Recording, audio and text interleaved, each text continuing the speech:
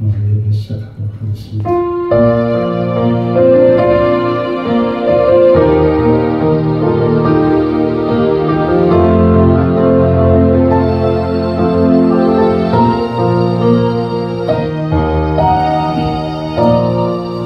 사랑하는 풍성하신 우리 하나님, 성령의 기름 가득 부어 주시옵소서. 성령으로 충만한 삶이 되도록 인도하여 주시옵소서. 오늘도 하나님의 말씀을 사모하여서 이 자리에 나왔사오니 하나님께서 우리들의 마음의 문을 열고 성령이 임재하시는 이곳에 우리들 함께 우리들의 마음을 모아 하나님께 영광 돌리는 귀한 예배 되도록 축복하여 주시옵소서. 예수님 이름으로 기도드립니다. 네. 찬송가 182장 함께 찬송하겠습니다.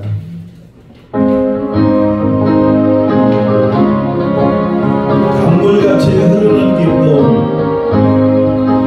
강물같이 흐르는 기쁨, 성령아 이마리라 영원한 전에게 주의 너 전에게 주의 참는 평화가 주시는 참된 평화 내 맘속에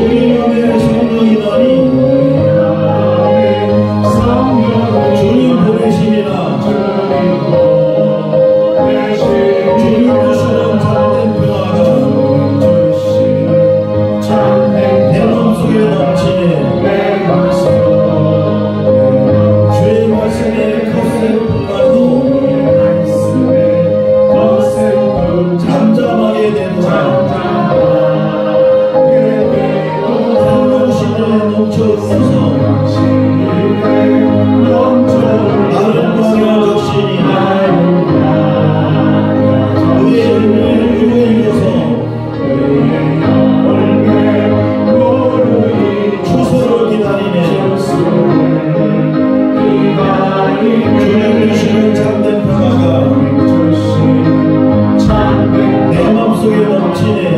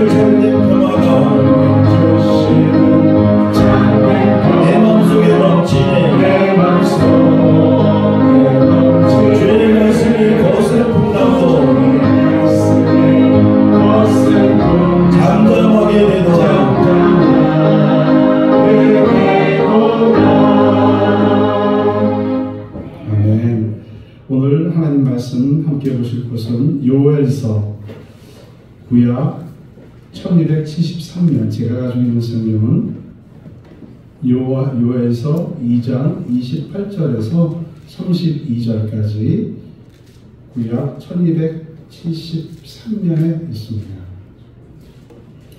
또 한 곳은 사도행전 나중에 1장 8절을 함께 찾아오시기 바라겠습니다. 연속해서 우리 함께 읽도록 하겠습니다. 그 후에 내가 내 영을 만민에게 부어주리니 너희 자녀들이 장래일을 말할 것이며 너희 늙은이는 꿈을 꾸며 너희 젊은이는 이상을 볼 것이며 그때 내가 또 내 영을 남종과 여종에게 부어줄 것이며 내가 이적을 하늘과 땅에 베풀리니 곧 피와 불과 연기 기둥이라. 여호와의 크고 놀라운 날이 이르기 전에 해가 누워지고 달이 핏빛같이 번뇌려니와 누구든지 여호와의 이름을 부르는 자는 구원을 얻으리니 이는 나 여호와의 말대로 시온산과 예루살렘에서 피할 자가 있을 것이며 남은 자 중이나 여호와의 부름받을 자가 있을 것임이니라. 아멘. 사도행전 1장 8절 신약 187면에 있습니다. 함께 읽겠습니다. 오직 성령이 너희에게 임하시면 너희가 권능을 받고 예루살렘과 온 유대와 사마리아와 땅끝까지 이르러 내 증인이 되리라 하시니라. 아멘. 우리 성경에 보면은 교만하고 강팍하고 괴수 중에 괴수인 5 사울이 성령님에 이끌려서 예수 잡으러 가는 그 다메섹 도상에서 환한 빛을 보여주면서 말에서 떨어졌죠. 그리고 눈이 멀게 하고 하나님께서 그에게 계시를 보여줍니다. 사도 바울은 이렇게 이야기합니다. 디모데전서 1장 13절에서 14절에 내가 전에는 해방꾼이요 핍박자요 포행자였으나 도리어 궁유를 입은 것은 내가 믿지 아니할 때에 알지 못하고 행하였음이라. 우리 주의 은혜가 그리스도 안에 있는 믿음과 사랑 안에 넘치도록 풍성하였다. 이렇게 고백을 하고 있습니다. 지난주가 성령 강림 주일이었습니다. 목사님께서 성령님은 뭐라고 했죠? 연료통이라고 말씀하셨죠? 다 기억나세요? 네. 예수님은 엔진이고 그리고 차체는 부활이고 그 다음에 자동차 바퀴는 우리라고 얘기하셨어요. 다 기억나세요? 네. 연료통에 연료가 가득 차는 게 좋겠다고 하셨어요? 반만 차면 좋겠어요? 조금만 차면 좋겠다 그랬어요? 가득 차면 좋겠다고 여러분들 다 말씀하셨죠? 네. 그래서 성령에 대해서 목사님이 다 말씀하셨기 때문에 저는 이제 그만하려고 내려가려고요. 그랬으면 좋겠다 이렇게 생각이 드시는 분은 뭐 그렇게 생각하시지만 그래도 조금 더 생각하고 말씀을 전하면 좋겠죠? 예, 감사합니다. 고맙습니다. 오순절은 왜 오순절일까요? 오순절은 펜테코스페라는 그런 얘기입니다. 이스라엘 민족이 애굽에서 무교절에 쓴 나물을 먹고 급히 서서 그 물을 먹고 음식을 먹고 그리고 피해를 바르고 나간 것이 바로 이스라엘을 출애굽하는 그 마지막 장면 아니었습니까? 그래서 바로가 이제 가라고 빨리 가라고 장자가 모두 죽어서 그러고 나서 모세가 시내산에 50일이 지나서 올라가서 받아온 게 십계명입니다. 그거와 마찬가지로 신약에서 예수님께서 6월절 어린 양의 그 십자가에 돌아가시고 나서 50일째 되는 날이 오순절입니다. 예, 그러니까 모세가 시내산에 올라가서 십계명을 받은 것처럼 예수님께서 십자가에 돌아가시고 부활하신 다음에 40일 동안에 이 땅에 계시면서 많은 것을 또 이야기하시고 그리고 승천하셔서 50일째 오순절 성령 강림이 내려오셨어요. 그게 지난주에 여러분들께서 목사님 말씀하셨던 성령 강림 주일입니다. 예수님이 오시기 전에는 비포 크라이스트, 그래서 BC, 기원 전 이렇게 얘기하지 않습니까? 그리고 예수님이 오신 것은 AD, 아노 도미네 이렇게 해서 기원 후, 그래서 서기 이렇게 얘기를 하지 않습니까? 지금은 서기 2025년이잖아요. 이게 예수님이 오신 2025년이 됐다 그런 얘기입니다. 이렇게 오순절은 성령님께서 오셨기 때문에 그동안은 유대인들에게 말씀을 쭉 전했던 그런 상황이 성령의 기름 부으심을 받고 성령 충만을 받고 그 다음에는 이방인들에게 말씀을 전하는 그런 원동력이 됐습니다. 베드로가 뭐라고 합니까? 성령을 받고 나서 미문에 앉아있는 안진뱅이 보고 금과 은은 내가 없지만 내게 있는 나사렛 예수 그리스도 이름으로 명하노니 일어나라 이렇게 얘기합니다. 성령을 받았기 때문에 그 능력을 발휘할 수 있는 겁니다. 스데반도 성령 충만해서 설교를 할 때 사람들이 다 죽이고 사도 바울도 거기에 사울도 거기에 있었다고 얘기하지 않습니까? 그럴 때에 예수님께서 앉으셨다가 서서 계시다고 그래요. 서서 스데반이 하는 얘기를 들으셨다고 합니다. 예, 그 얘기가 사도행전 3장에 나옵니다. 예수님이 얼마나 급하셨으면 앉아 계셨다가 일어나서 스데반이 하는 얘기를 보고 스데반이 하늘나라에 올 때 영접하셨다는 그런 얘기가 말씀이 있습니다. 이렇게 오순절은 굉장히 중요한 시점이다 그런 얘기입니다. 우리가 이렇게 성령을 받을 수 있고 우리도 받을 수 있는 것은 오순절에 성령 강림이 있었기 때문에 우리의 삶이 이렇게 풍요로운 삶을 살아갈 수 있는 겁니다. 특별히 에베소서 1장 19절에서 20절에 보면은 죽은 자 가운데서 예수님을 부활시킨 그 엄청난 하나님의 능력이 우리를 통해서 역사할 수 있다는 증거를 이야기하고 있습니다. 바벨탑 사건으로 인해서 사람들이 많이 말이 흩어졌지 않습니까? 흩어졌어요. 그래서 소통이 안 됐습니다. 그런데 오순절에 의해서 기도하면서 방언으로 예루살렘에 유월절에 왔던 사람들이 방언으로 막 이 얘기를 하니까 저거 우리나라 말, 우리나라 말인데 하면서 서로 소통할 수 있는 것도 오순절입니다. 그때 성령께서 오셨기 때문에 우리가 바벨탑 사건으로 말들이 흩어졌지만 오순절로 인해서 다시 소통할 수 있는 그러한 사건이 오순절입니다. 우리가 호텔이나 다른 어떤 이런 투숙하러 갔을 때 우리가 방문키를 잊어버리면 프론트에 가서 뭐라고 그러죠? 방문키를 잊어버렸어요. 그렇게 얘기하면 그분들이 무슨 키를 갖고 옵니다. 어떤 키를 갖고 오죠? 마스터 키를 갖고 옵니다. 마스터 키는 어떤 방이든지 다 열 수 있는 키죠. 예. 성령님은 우리 온 영역에서의 마스터 키와 같습니다. 아멘. 성령님은 살아계시고요. 그 살아계신 그 말씀이 내 안에서 성육신 되어서 있어 계시는 겁니다. 성령님은 우리가 기도할 때, 우리가 찬양할 때, 우리가 말씀을 들을 때, 그리고 우리 학가다 할 때, 그때마다 우리 하나님께서는 우리의 말씀 속에서 그 거울을 통해서, 말씀의 거울을 통해서 예수님의 빛이 우리에게 들어올 수 있도록 역사하시는 게 성령님이십니다. 아멘. 성령님은요, 은사를 주십니다. 성령님은 능력 있는 크리스찬으로 우리가 살아갈 수 있도록 힘을 주십니다. 아멘. 또한 교회가 교회답게, 그리고 우리가 또 다른 사람을 사랑할 수 있는 마음도 가질 수 있도록 해주시는 것도 바로 성령님이십니다. 우리가 성경을 얼마나 많이 알고 있든지 간에, 또 우리가 자신이 얼마나 예수님 앞에 훈련이 잘 됐고 믿음을 갖고 있든지 간에, 또 하나님을 섬기고 기쁘게 하는데 얼마나 많은 노력을 하고 있든지 간에 성령님과 올바른 관계를 맺고 있지 않으면 크리스찬으로 살아갈 수 있다고 볼 수 없을 것입니다. 그렇기 때문에 우리는 우리의 삶 가운데서 하나님과의 관계 속에서, 성령님과의 관계 속에서 어떤 가르침이나 의식이 아니라 성령이 주어주시는 그 살아계신 예수님을 알고 또 그분을 우리의 삶 속에서 경험하기 위해서 우리는 성령님과 함께 동행해야 됩니다. 사도신경을 제가 예배 드리는 걸 가만히 보니까 사도신경 하는 게 조금 달라지셨더라고요. 좀 천천히 하시고 자꾸 또 거기 사도신경을 음미해 보시려고 하는 게 화면에는 안 나타나요. 근데 제가 느끼기에는 이렇게 느껴집니다. 목사님도 천천히 하시는 것 같고, 그래서 우리가 사도신경 하면서 우리의 신앙 고백을 그렇게 할 수 있다는 것이 얼마나 감사한가. 사도신경에 성경이라는 단어가 몇 번 나오죠? 성령이라는 단어가 몇 번 나오죠? 우리 했잖아요. 그의 외아들이 성령으로 잉태하셔서 나셨고 또 성령을 믿으며 2번 나옵니다. 오늘 집에 가서 한번 찾아보세요. 예, 2번 나오는지 3번 나오는지 한번 찾아보세요. 네, 성령님은 누구실까? 성령님은 예수님이 부활하시고 하늘로 올라가신 이후에 그 제자들의 마음속에 들어와서 생활하시는 분입니다. 성령님은 단순하고 애매모호한 하늘의 그림자가 아닙니다. 인격을 갖고 계시고요. 하나님과 하나님의 아들과 동일하신 분입니다.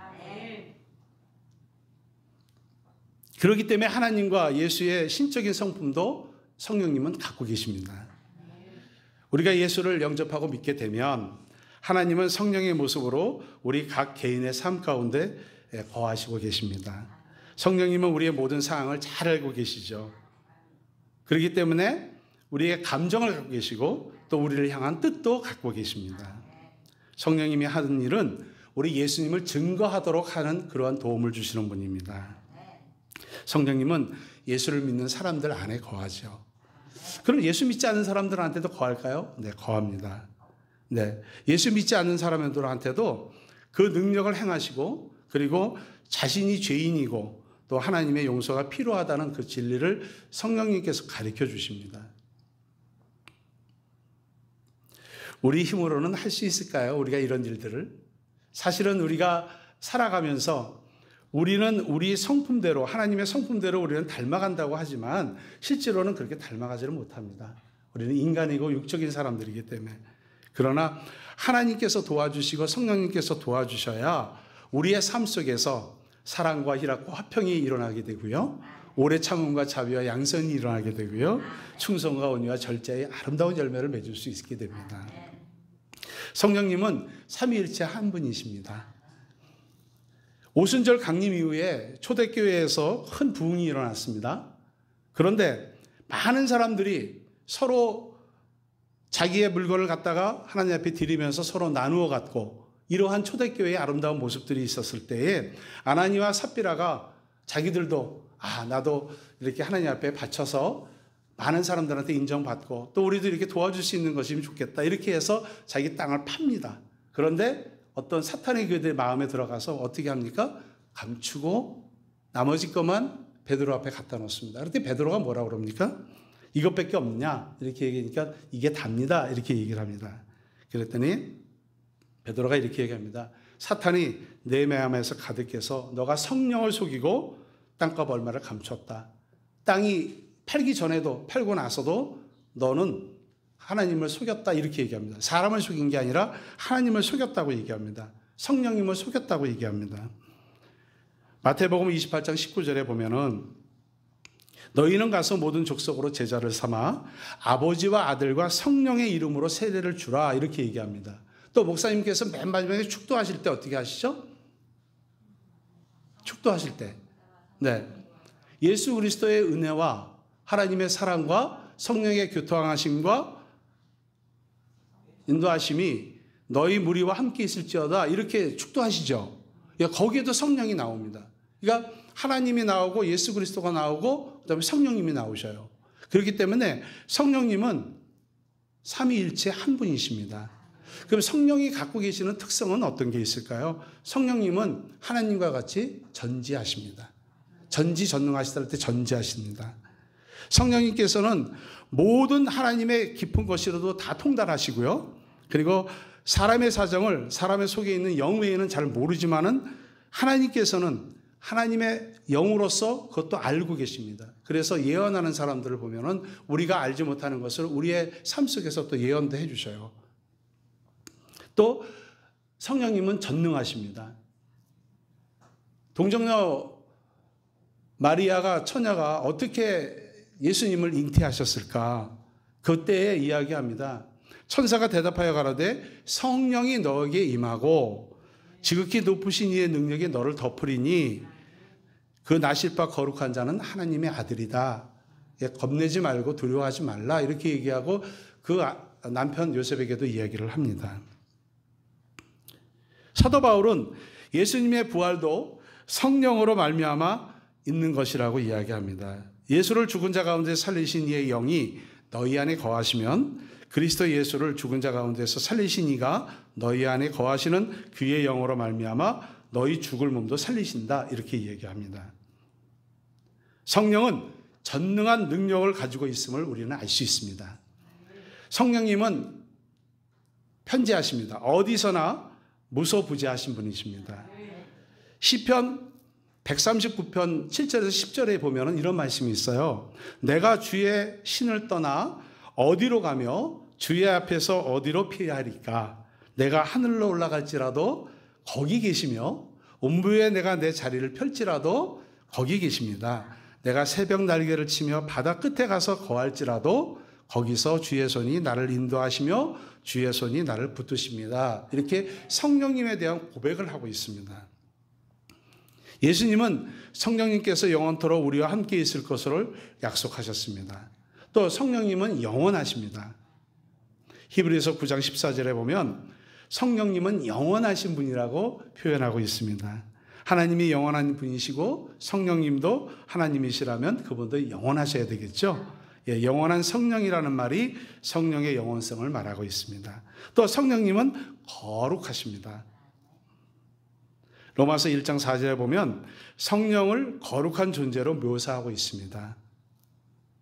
성결의 영으로는 죽은 자 가운데서 부활하여 능력으로 하나님의 아들로 인정되셨으며 곧 우리 주 예수 그리스도시니라 이렇게 이야기합니다. 성결의 영이라는 말은 거룩성을 나타내고 있습니다. 사도 바울이 그리스도 몸 안에서 성령의 거하심으로 성전 곧 거룩한 장소가 되었다고 고린도전서 6장 19절에도 그렇게 이야기를 하고 있습니다. 그러면 성령님은 언제 계셨고 언제 오셨을까요? 땅이 혼돈하고 공허하며 흑암이 깊음 위에 있고 하나님의 영은 수면에 운행한다. 이렇게 창세기 1장 2절에 있습니다. 그러니까 하나님의 영이 수면에 운행하고 있을 때에 예수님도 같이 계셨고 성령님도 같이 계셨습니다. 그 하나님의 영이 곧 성령님이시죠. 아멘. 그래서 성령님은 창세전부터 하나님과 함께 계셨던 분이십니다. 예수께서 세례를 받으시고 물 위에 올라오셨어요. 세례 요한한테 세례를 받을 때 그때 하늘이 열리고 하나님의 성령이 비둘기같이 내려와서 자기 위에 임한다는 것을 우리 예수님이 느끼시면서 하늘로부터 소리가 있어서 이는 내 사랑하는 아들이요 내 기뻐하는 자라 이렇게 이야기를 합니다. 오순절날 그들이 한 곳에 모였을 때에 호련히 하늘로부터 급하고 강한 바람 소리가 있어서 그들이 앉은 온 집안에 마치 불의 혀처럼 갈라지는 것들이 그들의 각 머리에 임하면서 성령이 임했다고 이야기를 합니다. 그러면서 방언으로 이야기를 한다고 합니다.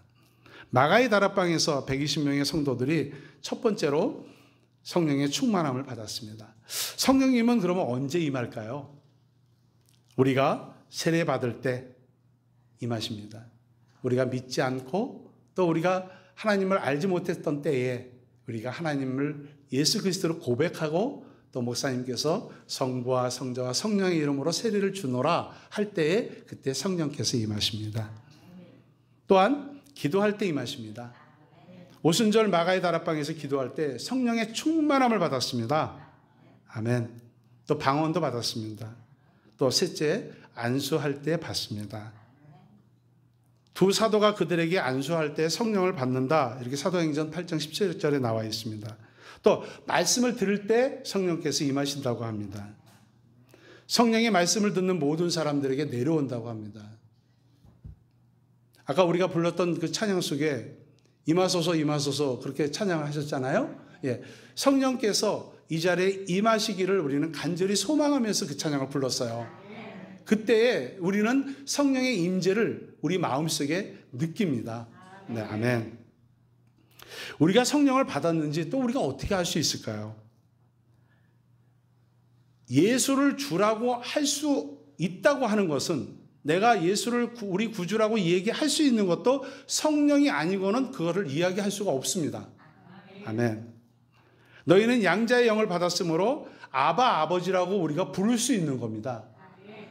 또한 우리는 성령을 선물로 받은 자이기 때문에 스데반이 순교할 때에 그 성령 충만해서 하나님 앞에 기도하면서 우러러봤을 때 하나님 우편에 앉아 계신 예수님이 서서 계시다는 것까지 볼 수 있는 것도 바로 성령의 능력입니다. 이렇게 하나님의 영광과 예수님이 우리 가운데에 임할 때에 아까 말씀드린 것처럼 세례 받을 때, 기도할 때, 또한 안수 받을 때, 또 말씀을 들을 때 우리가 하나님의 마음을 우리가 활짝 열고 하나님 성령님 우리에게 임하소서라고 하나님 앞에 기도할 때에 우리의 마음이 성령으로 가득 찬 그런 삶이 될 겁니다. 충만한 삶을 살기 위해서 그러면 우리는 어떻게 해야 되죠? 매일 기도해야 되겠죠. 아멘. 말씀을 또 열심히 들어야 되겠죠. 네. 우리 목사님께서 매주일마다 주시는 그 귀한 말씀의 꼴을 우리가 먹고 또한 그것을 믿고 또 그것을 실행하고 이럴 때에 우리의 삶이 자라고 신앙이 자라고 성령으로 충만한 삶이 되는 겁니다. 제가 생각진천교회 오면서 제일 감사하고 반가운 것은 수요일마다 여러분들의 얼굴을 뵈면 환한 얼굴이세요. 네, 환한 얼굴이세요. 너무너무 환한 얼굴. 아, 성령으로 저렇게 기쁜 얼굴을 갖고 계시는구나. 이런 것을 볼 때마다 제가 은혜를 받습니다. 우리 목사님 터미널에서 저를 기다릴 때마다 더운데 어떻게 왔느냐고 그냥 환하게 웃으시면서 할 때마다 제가 아유 목사님 덥지 않습니다. 괜찮습니다. 이렇게 말씀을 해 주실 수 있는 것도 목사님의 성령이 가득한 충만함으로 기름 부으셨기 때문에 제가 할 수 있는 겁니다. 그래서 우리는 말씀대로 순종하고 또 몸과 마음으로 헌신하면서 성령 충만함으로 사시기를 축원합니다. 아멘. 예수님의 이름, 지난번에 제가 그리스도의 이름이 뭐 여러 가지가 있다고 그랬어요. 이거 하나 드렸는데 기억나십니까? 네, 그냥 이렇게 처박아 두지 마시고 꼭 예수님이 메시아다, 예수님은 어린 양이다, 또 예수님은 그리스도다, 이것들을 꼭 한 번씩 보시면서 제가 옆에다 또 성경 말씀도 이렇게 적어 놓은 것을 했습니다. 한 번씩 찾아가서 이렇게 줄 치시면서 보시면은 예수님의 이름이 이렇게 쭉 이렇게 있구나, 이렇게 볼 수 있습니다. 보혜사라는 얘기를 제일 많이 하시죠? 보혜사라는 얘기 제일 많이 하시죠? 네, 보혜사라는 얘기를 제일 많이 하십니다. 보혜사는 뭡니까? 도와주시는 분, 대원자, 그런 말입니다. 파라클레토스라는 그런 말은 도움을 주시는 분, 그러한 얘기입니다. 예수님께서 하늘나라 올라가시면서 제자들이 걱정합니다. 예수님과 3년 동안 생활하면서 예수님의 기적과 예수님의 사랑과 예수님의 말씀을 다 듣고 생활했는데 십자가에 못 박혀 돌아가시면서 40일 동안 계시면서 이제 내가 올라간다라고 얘기했을 때 그들은 염려하고 걱정하고 이제 예수님과 헤어지는구나 이렇게 생각했을 때 예수님께서는 이야기하십니다. 걱정하지 마라. 보혜사를 너에게 주시도록 너희와 함께 있도록 내가 하나님께 기도하면서 간다. 이렇게 얘기합니다. 내가 너희를 고아와 같이 버려두지 않고 너희에게로 오리라. 또 다시 너희에게로 오리라. 이렇게 얘기를 하십니다. 하나님께서 그 보혜사의 그 능력, 은혜, 이런 것들을 우리는 알 수가 있습니다. 우리가 성령이 오신다는 것은 예수님이 오신다는 것과 똑같은 의미로 우리는 해석하고 이해하셔야 됩니다. 다만 다른 것이 있다면 예수님은 육체를 입고 일정한 공간 속에서 갈릴리와 예루살렘과 그 곳에서만 기적과 이적을 베푸셨지만 성령님은 영으로 오시기 때문에 공간의 제약을 받지 않으십니다. 또 누구에게나 임할 수 있고요. 또 어느 곳에나 동시에 임하실 수 있습니다. 그렇기 때문에 우리는 보혜사, 그 아름답고 귀한 이름을 우리는 외치면서 성령님의 가장 귀한 그 뜻을 우리는 가져야 되겠습니다. 성령님은 그리스도의 영입니다. 그리스도의 영은 하나님의 영과 그리스도의 영과 성령님과 본질적인 구별이 없기 때문에 그렇습니다. 오직 한 분의 성부와 성자와 있는 것과 같이 오직 한 분의 성령님이 계시기 때문입니다. 명칭이 여러 가지 명칭이 있죠. 그러나 그 그리스도의 영은 성령님께서 그리스도의 이름으로 오셨기 때문에 그렇습니다. 인간을 그리스도에게 인도하며 가르치며 깨닫게 하시는 것이지요. 그리스도가 승천하신 후에 성령의 특수한 사명은 그리스도를 영화롭게 하기 위해서 성령님께서 오셨습니다. 내가 그리스도와 함께 십자가에 못 박혔느니 갈라디아서 2장 20절에 보면 그런즉 이제는 내가 산 것이 아니요 오직 내 안에 그리스도께서 사신 것이라. 이제 내가 육체 가운데 사는 것은 나를 사랑하사 나를 위하여 자기 몸을 버리신 그 아들을 믿는 믿음 안에서 사는 것이다. 이렇게 우리가 고백할 수 있는 것들이 우리 안에 성령님이 있기 때문에 그렇습니다. 아멘. 서부 텍사스주에 아이라 H라는 사람이 있었습니다. 이 사람은 농사를 지면서 넓은 땅을 갖고 있었는데 정부에서 주는 근근히 보조받고 사는 사람이었었습니다. 그런데 어느 날 기름을 파내는 유종회사가 그곳에 왔어요. 그러면서 우리가 지질학적으로 보니까 이 땅에 석유가 많이 묻혀 있는 것 같은데 허락을 해 주시면 우리가 한번 시추를 한번 해보겠습니다. 땅을 한번 파보겠습니다. 이렇게 얘기를 했습니다. 이 사람은 그러라고 그렇게 얘기를 하면서 이 사람이 그렇게 허락을 하고 나서 유종회사가 약 1100피트, 우리나라 단위로 하면 330m 정도를 파 내려갔는데 엄청난 유전이 발견이 된 겁니다. 하루에 8만 리터, 8만 배럴, 우리나라 현재 돈으로 약 40억 원. 하루에 40억 원 정도 되는 그 유전이 발견이 됐었습니다.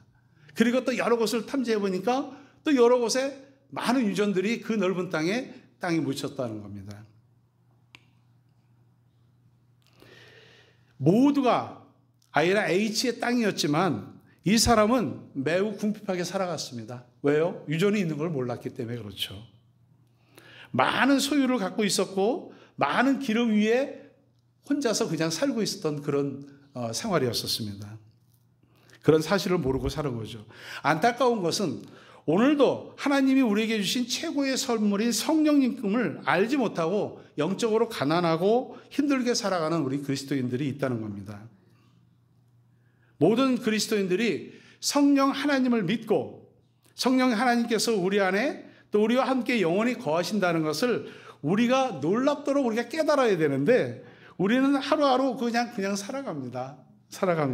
너무나 안타까운 이야기죠. 우리 하나님께서 그리스도의 영으로 보혜사로 오신 것은 우리를 변호해주고 우리를 대신해서 십자가에 못 박혀 돌아가신 그 은혜를 깨닫게 하기 위해서 이 자리에 오신 것입니다. 그렇기 때문에 성령님과 예수님은 독립된 존재이지만 하나와 같은 존재입니다. 예수님께서는 성령을 보내주셨죠. 그리고 성령을 통해서 제자들에게 영적으로 임했다는 것을 우리가 알 수 있습니다. 예수님께서 사역하실 때 성령님께서 함께 하셨으나 예수를 통하여 일을 하신 것들을 이 사람들은 제대로 알 수가 없었습니다. 그래서 성령님은 그리스도의 계승자인 동시에 또한 그의 임재 가운데 있는 그 자신이라고 우리가 알 수 있는 것입니다. 성령님께서는 교회 안에 그리스도의 임재하심을 계속해서 지켜나갈 수 있도록 우리와 함께 하십니다. 그리스도께서 승천하시고 그의 이름으로 성령을 보내주셨을 때 성령님을 우리는 알 수 있다라고 우리는 알지만은 그것을 또 알 수 있게 해주시는 성령님이 없으면 우리가 알 수 없죠. 또 성령님은 진리의 영이십니다. 그리스도께서 인간의 몸을 세상에 입고 오신 목적은 아버지를 계시하기 위한 그런 것이었습니다. 또한 보혜사의 사명은 아들을 계시하는 것뿐만 아니라 그리스도를 잘 설명해 주는 그런 해설자이시기도 합니다. 또 성령님은 은혜의 영이십니다. 잠언 8장 35절에 보면 대저 나를 얻는 자는 생명을 얻고 여호와께 은총을 얻은 자이다. 또 에스겔서 36장 26절에 보면 또 새 영을 너희 속에 두고 너희로 새 마음을 너에게 주되 너희 육신에서 굳은 마음을 제하고 부드러운 마음을 줄 것이다. 이렇게 이야기합니다. 하나님의 나라는 먹고 마시는 것일까요? 아닙니다. 성령 안에서 의와 평강과 희락이십니다. 아멘. 또 성령님은 또한 생명의 영입니다. 대저 나를 얻는 자는 생명을 얻었고 여호와께 은총을 얻을 것이다. 나를 잃는 자는 자기의 영혼을 해하는 자라. 무릇 나를 미워하는 자는 사망을 사랑하는 사람이다. 이렇게 이야기를 하십니다. 나 지혜로 말미암아 내 날이 많을 것이요 내 생명의 해가 더하리라. 이렇게 또 이야기하십니다. 살리는 것은 영이니 육은 무익하나 내가 너희에게 이른 말이 영이요 생명이라. 이렇게 말씀하고 계십니다. 갈라디아서 6장 8절에 보면요. 자기의 육체를 위하여 심는 자는 육체로부터 썩어진 것을 거두고 성령으로 심는 자는 성령으로부터 영생을 거둔다. 이렇게 얘기를 하고 계십니다. 그렇기 때문에 성령님은 생명의 영이다. 또 성령은 양자의 영이다. 이렇게 볼 수가 있습니다. 무릇 하나님의 영으로 인도하심을 받은 그들은 하나님의 아들이라고 일컬음을 받습니다. 우리도 하나님의 아들이며 하나님의 자녀죠. 네. 우리가 하나님의 양자의 영으로 받을 수 있었던 것은 인간이 구원받게 된 것은 아담이 잃어버린 자녀의 권세를 되찾는 기능을 우리 성령님께서 함께 해주시기 때문에 그렇습니다. 성령님께서는 우리에게 하나님을 아바 아버지라고 부를 수 있도록 우리에게 인도하십니다. 또한 지혜의 영이죠. 솔로몬이 그 많은 사람들을 재판하기 위해서 하나님 앞에 구한 것이 지혜였습니다. 그랬을 때 하나님께서 참 너가 다른 것을 많이 구할 수도 있었는데 지혜를 구하는구나. 그래서 부와 장수도 준다고 얘기를 했습니다. 이렇게 하나님께 지혜를 간구하는 자에게 하나님은 지혜를 주십니다. 또한 지혜가 부족할 때, 문제와 시련이 우리에게 닥쳤을 때 우리는 우리의 생각대로 우리는 나가지만 그 생각을 하나님께서 뒤에서 도와주시는 분은 바로 성령님이십니다. 우리는 아무리 지혜가 높다 할지라도 우리 하나님께서 주시는 그 성령의 지혜를 갖지 않으면 우리가 하는 판단과 모든 생각은 하나님 앞에 다 무용지물이 될 수밖에 없습니다. 우리가 계획을 하고 생각을 하지만 그 걸음을 인도하시는 건 누굽니까? 우리 하나님이시죠. 아멘. 그렇기 때문에 하나님으로부터 오는 그런 지혜는 과학적인 지식과 경험이 아닙니다. 오직 하나님의 뜻을 깨달아서 그리스도인으로서 의롭게 생활할 수 있도록 해 주시는 것입니다. 아멘. 또 성령님은 대언의 영이십니다. 말씀을 선포할 때, 하나님에 대해서 증거할 때 성령의 감동과 지혜로서 말을 할 때 생각나게 해주십니다. 저도 가끔 그런 생각을 해봅니다. 제가 여기에서 설교를 할 때 제가 써오지 않은 그런 원고의 말을 할 때가 있습니다. 아, 내가 왜 이 말을 왜 하지? 할 때에 하나님께서 적절하게 또 그러한 이야기를 전할 수 있도록 그렇게 지혜를 주십니다. 아멘. 성령의 감동과 대언의 영이 우리 설교자의 마음에서 듣는 자의 마음으로 감동이 전달되도록 해주십니다. 예, 말씀 전달은 성경의 뜻, 이해하는 말로 전달되는 것이 아니라 성령의 감동으로 되어서 전달되는 겁니다. 그래서 저도 설교를 준비하면서 제가 많은 책을 보고 또 여러 가지 설교들을 들으면서 준비를 하지만 내가 하나님께서 내가 먼저 은혜를 받아야 이걸 전할 수가 있는데 하나님 어떻게 하면 좋겠습니까? 사실 오늘 아침까지도 고민하고 왔습니다. 매주 올 때마다 수요일날 아침까지 고민을 하고 옵니다. 그것은 제가 전하는 것이 아니라 저는 대언자일 뿐이지 오직 하나님의 말씀을 전하고 마음에 감동을 받는 것은 성령님께서 우리 한 사람 한 사람의 마음을 어루만져 주셔야 그 마음에 은혜가 있다 이렇게 생각을 하는 거지 제가 아무리 말을 전하면 뭐합니까? 저는 말을 잘하는 사람도 아니고 그런 사람이 아닙니다. 오직 하나님의 말씀은 이런 것입니다 라고 전할 때에 듣는 분들이 맞아 그렇게 생각을 하고 은혜를 받아야 그것이 말씀을 전달되는 것이다. 저는 그렇게 생각합니다. 아멘. 또 성령님은 치유의 영이십니다. 온 무리가 예수를 만지려고 힘쓰니 이는 능력이 예수께서 나온다는 것을 알고 있기 때문에 예수님의 옷자락이라도 만지려고 했던 것입니다. 손을 내밀어 병을 낫게 하시고 또 표적과 기사가 거룩한 정 예수의 이름으로 해달라고 그렇게 사도행전 4장 30절에 기도합니다. 아까 말씀드린 것처럼 사도 바울도 죽은 자를 살렸어요. 베드로도 살렸습니다. 또 내게 금과 은은 없지만 나사렛 예수 그리스도 이름으로 일어나 걸어라 라고 얘기할 수 있는 것도 성령의 충만함이 있었기 때문에 이렇게 세우는 거죠. 예, 우리도 여기에서 하나님께서 우리에게 주시는 능력과 은혜를 가지고 나사렛 예수 그리스도 이름으로 눈을 떠라! 라고 얘기하고 나사렛 예수 그리스도 이름으로 나음을 받아라! 이렇게 얘기할 때 우리는 아무것도 아니지만 예수 그리스도의 이름으로 성령의 이름으로 일어나 상대편이 걷고 병이 낫는 것이다. 저는 그렇게 생각이 듭니다. 성령으로 세례받는 목적은 또 뭘까요? 그러면 믿는 것과 세례를 받는 것은 서로 다른 것입니다. 세례를 받는 것이 적당히 넘어가는 것이 아니죠. 우리가 세례를 받기 위해서는 어떻게 합니까? 예수 그리스도를 구주로 영접해야 되는 것처럼 성령 세례를 받는 것도 우리가 하나님 앞에 간구해야만 성령 세례를 받을 수 있는 겁니다. 왜요? 그리스도를 증거하는 것과 하나님의 일을 더 효과적으로 하기 위해서 우리는 성령을 받아야 됩니다. 복음을 효과적으로 전하기 위해서 성령을 받아야 됩니다. 영적 전쟁을 위해서 우리는 성령을 받아야 됩니다.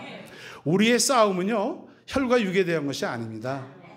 정사와 권세와 이 어둠의 세상 주관자들과 하늘에 있는 악한 영들과 대적하기 위해서 우리는 성령을 받아야 된다는 것입니다. 아멘.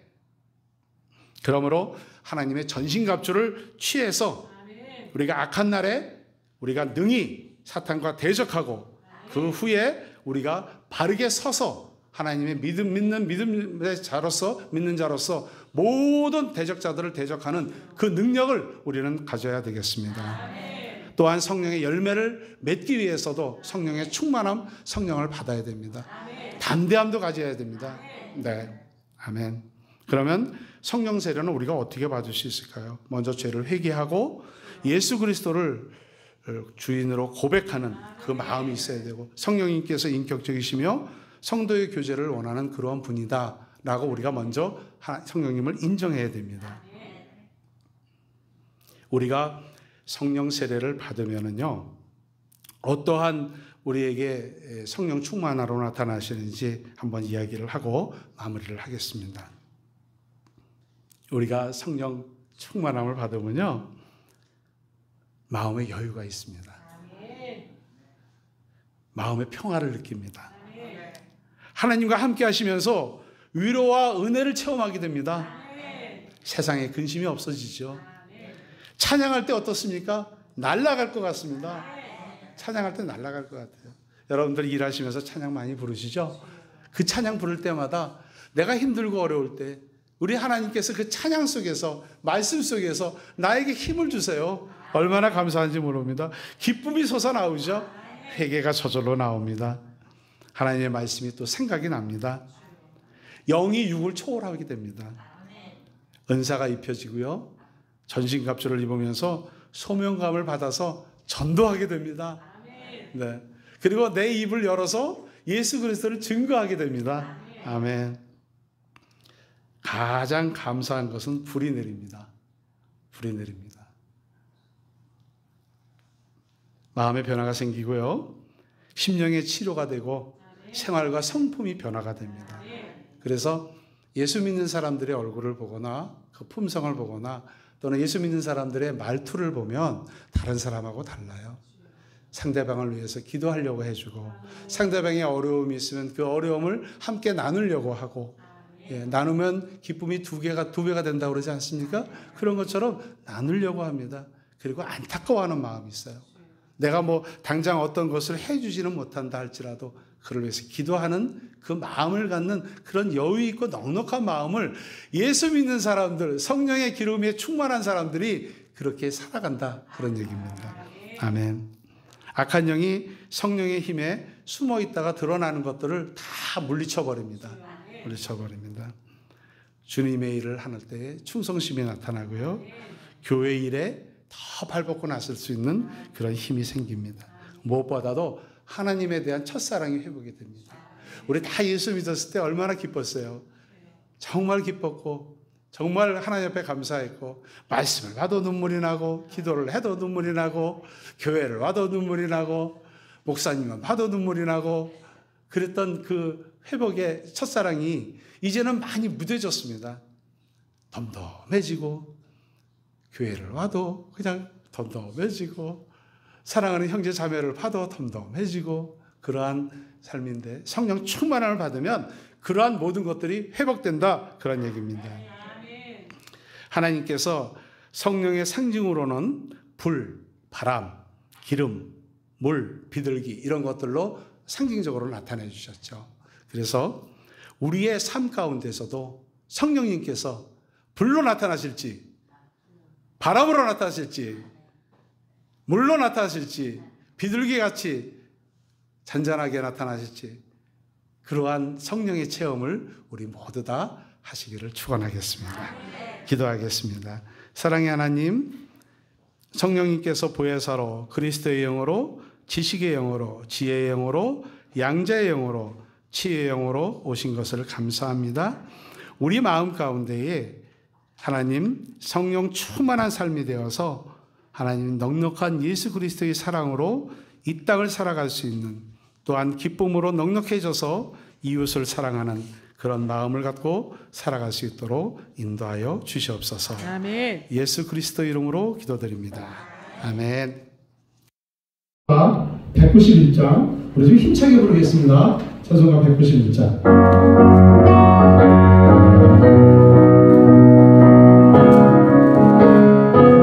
내가 매일 기쁘게, 내가 매일 기쁘게 주의 나를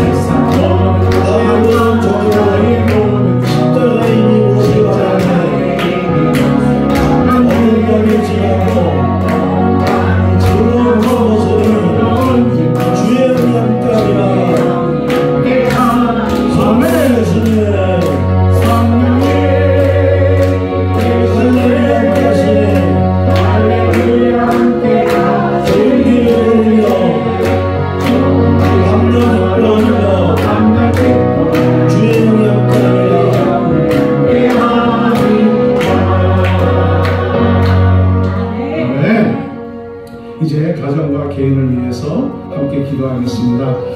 6월 10일 날 올라온 기도 제목입니다. 주한이가 태어나게 하시니 감사합니다. 지친 주한이의 몸과 마음에 주님 손 얹어주시고 회복을 주셔서 다시금 힘내서 다음 항암도 거뜬히 이겨낼 수 있도록 몸과 체력을 허락해 주세요. 주한이의 밀리는 항암 일정을 위해 기도합니다. 가장 선하고 가장 적합한 일정을 허락해 주시고 주한이에게 필요한 진료가 정확하게 순탄하게 진행되도록 주님 함께 해주세요. 주한이가 다시 열나지 않고 혈액성 호중구 수치와 여러 필요한 수치들, 면역력이 올라갈 수 있는 수치들이 올라갈 수 있도록 주님 함께 해주세요. 주한이가 힘들지만 그 가운데 즐거움을 찾으며 평안함을 누리도록 오늘 밤 숙면하고 내일 좋은 컨디션 주시기를 위해서 기도해 주시고요. 또 돌보는 모든 분들이 쉼을 얻고 회복 잘해서 모두 기쁜 마음으로 주한이를 케어할 수 있도록 하나님께서 함께 해주시기를 우리 주여 한번 부르고 기도하겠습니다. 주여!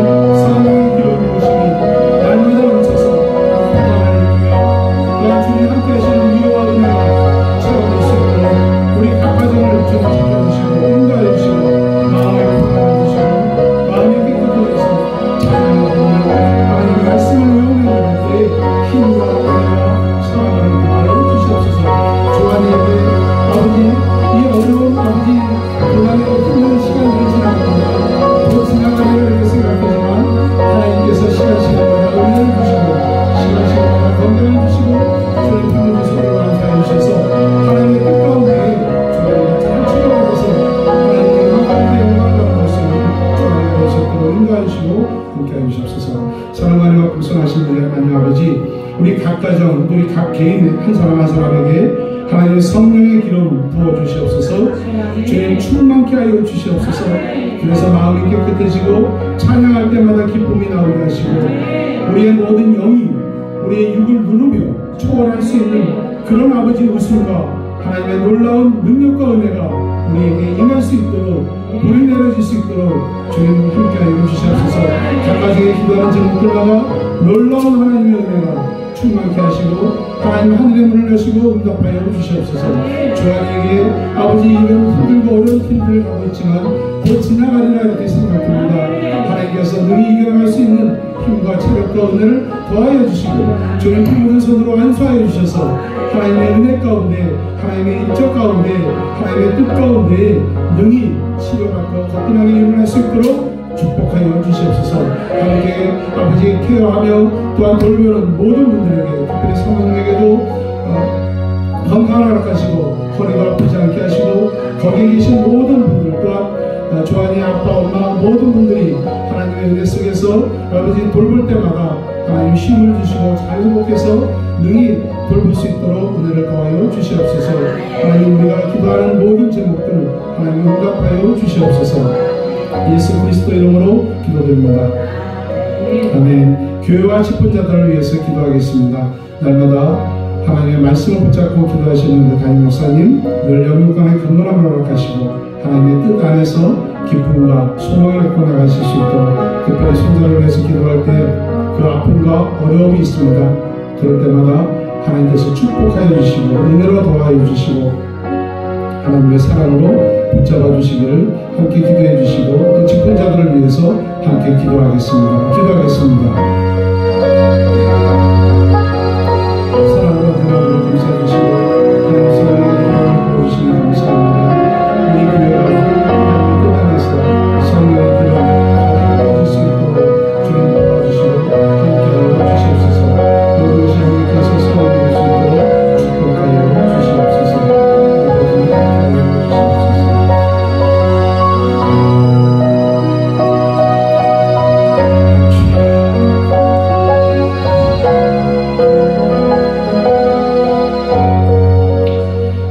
풍성하신 우리 하나님, 우리가 성령의 충만함을 받는 것은 복음을 효과적으로 전하기 위해서입니다. 하나님의 일을 더 효과적으로 하기 위해서입니다. 영적 싸움에서 이기기 위해서입니다.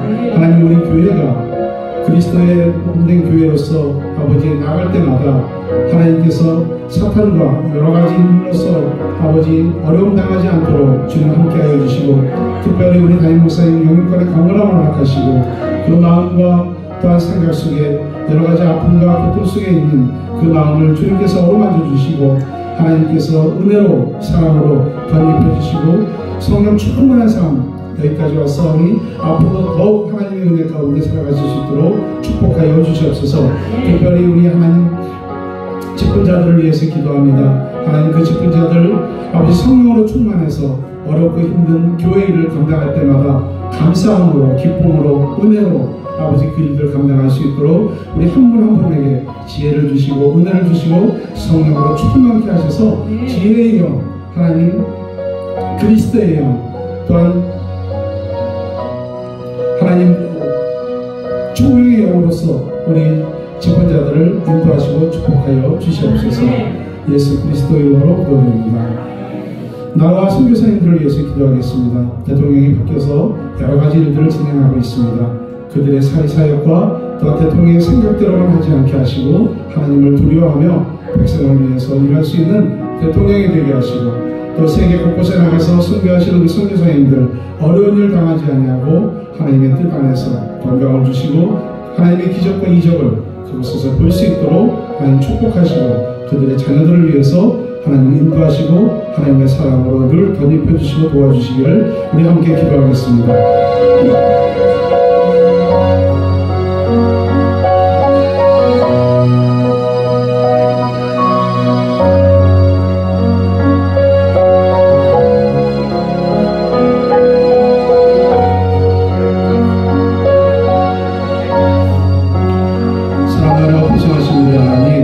대한민국이 참으로 어려운 때가 다가왔습니다.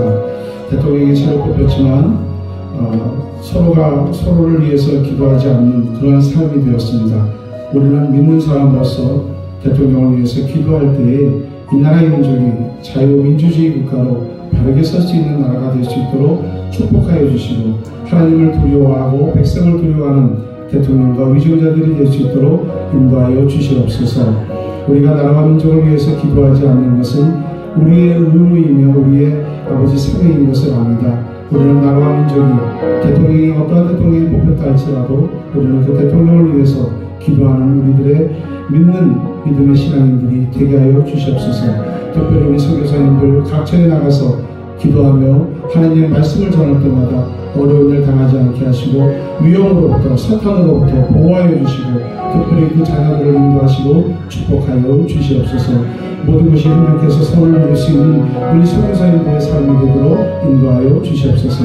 하나님 앞에 감사드리며 예수 그리스도 이름으로 기도드립니다. 주기도문으로서 말씀을 마치겠습니다. 하늘에 계신 우리 아버지, 아버지의 이름을 거룩하게 하시며 아버지의 나라가 오게 하시며 아버지의 뜻이 하늘에서와 같이 땅에서도 이루어지게 하소서. 오늘 우리에게 일용할 양식을 주시고 우리가 우리에게 잘못한 사람을 용서하여 준 것 같이 우리 죄를 용서하여 주시고 우리를 시험에 빠지지 않게 하시고 악에서 구하소서. 나라와 권능과 영광이 영원히 아버지의 것입니다. 아멘.